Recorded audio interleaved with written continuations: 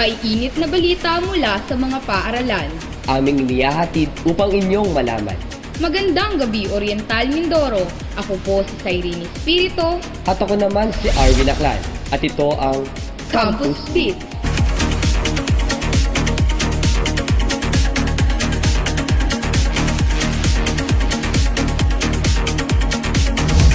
At sa ulo ng ating mga balita, taunang Faculty and Employees Retreat, matagumpay na naisagawa. Social networking, tinalakay sa pagdiriwang ng Social Communications Month. Team Inaxis DWCC nakipagtunggali sa National Finals. At pagsasanay at paghahanda para sa mga kalamidad, tinutukan ng DWCC. Sa detalye ng ating mga balita, ginanap kamakailan ang taunang Faculty and Employees Retreat ng DWCC. Ang detalye ng balitang iyan hatid sa ating Patricia Panero.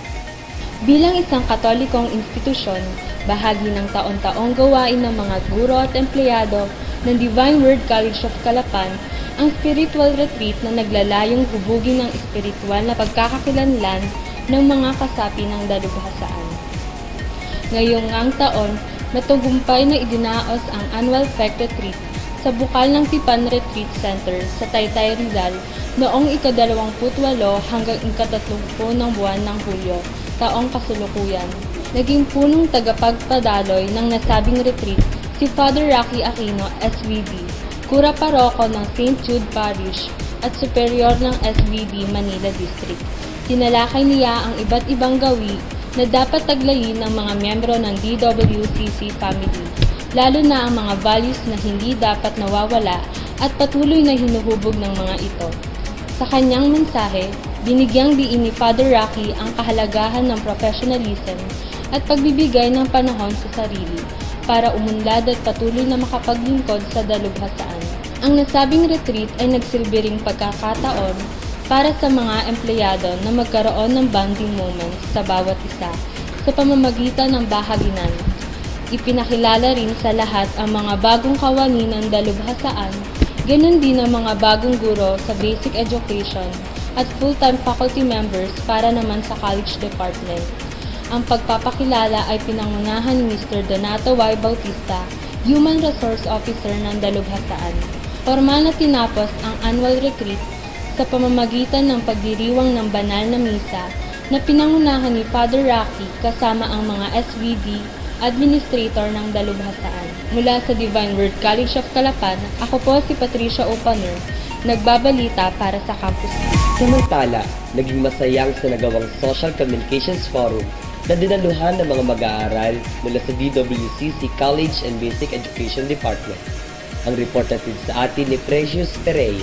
Ang buwan ng Hulyo ay tinalaga ng Simbahang Katolika bilang buwan ng komunikasyon. Ngayong taon, bilang bahagi ng nasabing pagdiriwang, isang forum ang isinagawa sa DWCC Gymnasium na dinaluhan ng mga college students noong ika-31 ng Hulyo, simula ika-2 hanggang ika-4 ng hapon. Naging tagapagsalita si Father Arlo Bernardo Yap, SVD mula Christ the King Mission Seminary at Director ng Communications Apostolate ng SVD Central Province. Tinalakay niya ang mabuti at masamang dulot ng social networking at mobile phones. Ayon sa kanya, ang mga makabagong teknolohiya ay hindi dapat ginagawang alipin ang mga tao, bagkos ang makabagong teknolohiya, aniya, ay dapat ginagamit na gabay ng tao para sa maayos na pakikipagtalastasan sa bawat isa. Sa pagtatapos ng forum, sinagot ni Father Arlo ang ilang mga katanungang ugnay sa paksang tinalakay. Ang nasabing forum ay inorganisa ng mga religious education teachers and students sa pangunguna ni Mrs. Teresita Chavez. Matatanda ang taon-taon bilang bahagi ng pagdiriwang, nagsasagawa ng forum ang dalubhasaan para mas maipaliwanag ng maayos ang mga issue hinggil sa kahalagahan at panganib ng paggamit ng social media at social networking. Gayon din ng mobile phones sa relasyon ng bawat divinista. Mula sa Divine Word College of Calapan, ako po si Precious Pereira, nagbabalita para sa Campus Beat. Sa ibang balita, muling nakipagtunggali ang Team DWCC sa National Finals ng Inaxis na dating kilala bilang SIPE o Students in Free Enterprise. Ang detalye hatid sa atin ni Antoinette Latad. When we see the needs of our community, we are compelled to take action. that will be solutions to the problems our community faces. We are moved to strategize, To collaborate, We are challenged to work on new ideas that will be solutions to the problems our community faces. We harness Our expertise in business, science, engineering, agriculture, health, and social work. in developing sustainable projects for our parliament. we work hand in hand to enable progress Through entrepreneurial actions, we are inactives. We are inactive. We are inactive. We are inactive. Muling nakipagtagisan ng galing at talino sa larangan ng negosyo ang mga kinatawa ng Divine Word College of Calapan sa Enactus Pilipinas National Finals noong ika-25 hanggang 26 ng Hulyo taong kasalukuyan na ginanap sa Mall of Asia SMX Convention Center, lungsod ng Pasay. Ibinida ng Team DWCC ang mga entrepreneurial projects na tulad ng Executive Enterprise, Sefinex Savings Club, Organic Farming, Enactus Mangrove Conservation Project at Bangklase. Sa nasabing kompetisyon, ipinapaliwanag ang kahalagahan ng mga proyekto sa pag-unlad ng mga mag-aaral sa larangan ng pagnenegosyo. Pagkatapos ng presentasyon, sasagutin naman ng mga kinatawan ang mga tanong mula sa mga hurado na siyang pipili ng mga finalist at champion na kakatawan sa Pilipinas sa international finals. Sa huli, nakuha ng University of Luzon ang unang pwesto, Holy Trinity College of General Santos City ang ikalawang pwesto, University of San Carlos at Sultan Kudarat State University Access Campus ang ikatlo at ikaapat na pwesto. Ang Enactus o Entrepreneurial Action Act ay isang organisasyon na naglalayong hubugin ang kabataan sa kahalagahan ng pagnenegosyo para sa social transformation. Ang DWCC Team Enactus ay binubuo ng mga mag-aaral mula sa iba't ibang departamento sa dalubhasaan sa pangunguna ni Dr. Shirley Mendoza bilang Primary Faculty Advisor. No one is too small to count. No one is too young or old to make a meaningful contribution for our country. We all have in us the mind of a visionary, the heart of a leader, the hands of a hard worker, the passion of an entrepreneur, the spirit of a Filipino. We are one nation. We are Enactus. Mula sa Divine Word College of Calapan, ako po si Antoinette Talatad, nagbabalita para sa Campus Beat. Bilang paghahanda naman sa kalamidad at pagsasanay sa mga taong magiging first aid responders sa oras ng kalamidad, sa basic training ang isinagawa sa dalubhasaan. Narito ang report.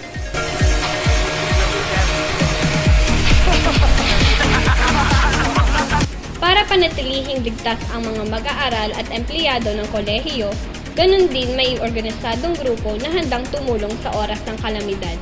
Nagkaroon ng panimulang pagsasanay ang mga miyembro ng DWCC Emergency Response Team noong ika-24 hanggang ika-26 ng Hulyo sa Johnson Campus.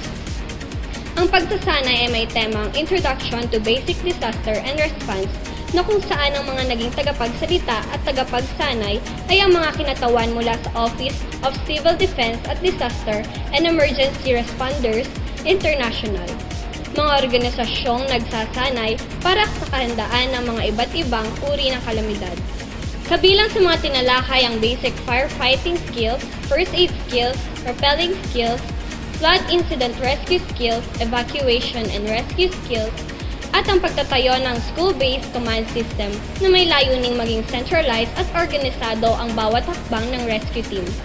Nagkaroon din ng actual demonstration ang bawat kalahok upang personal na maipakita ang natutunan sa 3 araw ng pagsasanay. Bagamat panimulang pagsasanay pa lang, marami na ang input na natutunan ng mga nagsidalo at inaasahang magpapatuloy pa ang mga ganitong uri ng training para sa mga miyembro ng DWCC Response Team. Ang nasabing pagsasanay ay sa pangunguna ng Administrative Office na pinamumunuan ni Father Andres Isagani Lolo, SVD at NSTP CWTS Director, Mr. Rickmar Asusena. Mula sa Divine Word College of Calapan, ako si Precious Perea, nagbabalita para sa Campus Beat. At iyan ang mga balitang nakalap ng ating mga student correspondent sa linggong ito. Mga balitang mula sa mga paaralan na dapat nating malaman. Ako po si Arvin Aklan at ito ang Campus Beat. Ako naman si Cyrene Espirito. Huwag kayong maglilipat dahil magbabalik ang No Host Bar.